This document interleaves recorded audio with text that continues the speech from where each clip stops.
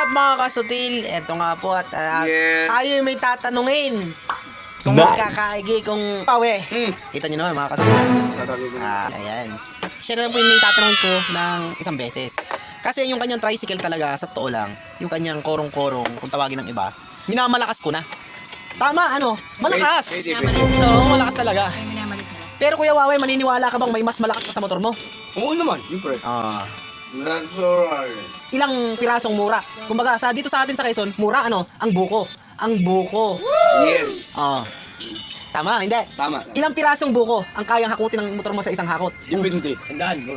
Halimbawa, ang pinahakad mo yung 1,000, di balik-balikan mo lang. Hindi, sa isang hakot lamang. Tandaan mo. Isang hakot lamang. Mura. Oo, mura na yun. Hindi nyog, mura talaga. Buko, kung tawagin niya. Palagila ang kilo ng... Kaya to, 100 peraso, ganun. 200 piraso. Kunyari lang. Pinakamalakas na yun ha. Kaya pang igapang. Kaya yan, tama. Pero ang nakita ko buhay, Kuya Wawe, 1,000 pirasong buko kinaya ng isang tricycle. Iyahaw na paganyon sa bundok. Malakas. Ay ba? Gayon din yon. Pero maniniwala kay 1,000 piraso kinaya ng tricycle? Puro baak. Hindi naman. Hindi. Iyayod na.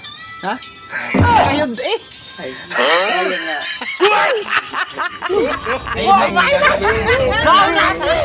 Ay, mga kasutil, maraming salamat po sa Ay, inyong lahat. kaya nga.